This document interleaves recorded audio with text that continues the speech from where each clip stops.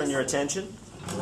This will zoom out from the album all the way to reveal who that person is. And it's like, no, this ain't right. He just turns around and then he just talks to the guy next to him. And then he will say, what don't seem right to Slim? They both kind of have a little accent. He has the full Western accent. He just kind of feels like he's more in the city kind. He just moves to the Western to get used to the place. So he says, Mrs. Mom taking kids across the prairie to visit the Alamo. Why beyond the valley? There be dangers aplenty. Oh, I'm sure they'll be fine. And then what they'll do a little bit close up on the little invention thing, on the little technical contraption. And then Twist will look up to the side because it'll be a little close up for Woody Paul to have his scene. And then Twist will look to the side like this and say, what are you doing, Woody Paul? And say, oh, it's a time-saving clock. Time-saving clock. And he would just explain, saying most clocks tell the time. He'll be sighed with exasperation, complaining of how his contraptions always lead to trouble from the previous times. It's like, well, of course, that's their purpose. The clocks tell times. And then he will talk back saying, well, you're always wishing you wish you had more time. And you get a little close-up toward the clocks, how it works with fast, normal, slow, and slower. And it looks a little kooky with its time hands. And when he pulls the lever down, it goes lower, it rings, and then it's like, well, now you have more time.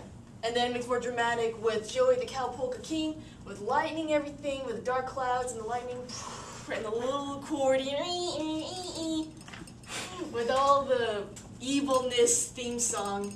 And then he'll just turn his head saying, hey, thanks. And you see in the background, you see a little tumbleweed bouncing by. And then you'll see he'll turn his head back to Woody Paul, complaining what his previous contraptions caused all the trouble. But then you do a close-up, you see a little close-up on Woody Paul's lips when he's pronouncing modulated transtemporal gateway as he lowered his head, thinking back how bad it was. And you see in the background, you see a little piano playing with a dun-dun-dun-dun. And then it's like, yeah, that's the one, is always nagging about his failure contraptions. And now he doesn't know what to do with Mrs. Marm and her trip. Always worried, being a little worried. He's actually, both of the characters are very young, but he acts more mature because he worries too much, acting like the nagging mother. And then he was asking, what do you want to do now? And he said, I don't know. Then it goes back to Woody Paul saying, hey, why don't you ask Ranger Doug? And right on cue, you hear the trumpet playing with a revolution. You see the suspense coming up with the galloping of the hooves. And then finally, you reveal Ranger Doug, who almost looks like Chuck Norris. And you see other writers and the cactus and everything, all the scenery that goes well with the Western films, make it all dramatic. And then later you will find Twosome walking up to Ranger Doug's horse, Turbo, asking him how's it going, and then he's telling him, oh, a bit sweaty, horse flies, binding around, but other than that, no complaints.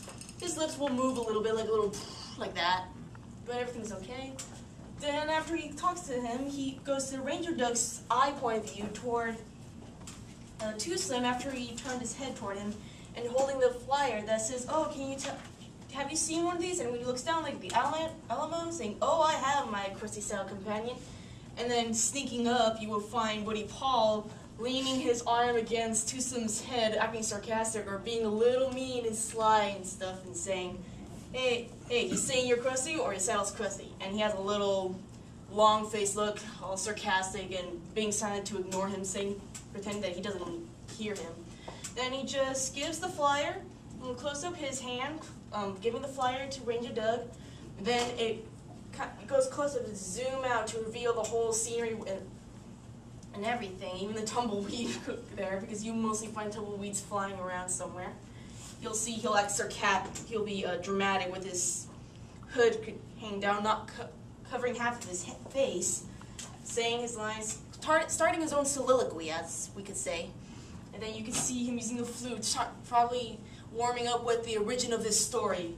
And then he acts all dramatic, almost like a drama queen, telling his story, where it all began. And then you see the background characters just standing there like they're unimportant, and they all zoom in to reveal the whole thing, and he's just in the background and everything's empty. And then when he gets excited about the whole thing, it's like one of those Star Wars kind of feeling, when he's telling a story, acting all dramatic and shaking his fist and all that, and getting all happy and excited and proud, and his alter ego is almost taking over until he's interrupted by Too Slim, who is impatient, just doesn't want to waste any time hearing the stories and telling him just tell him straight up that Mrs. Marm is going on a trip and we do not want any danger. And thus cuts the scene, and you can see Woody Paul's surprised about his reaction. And thus cuts it.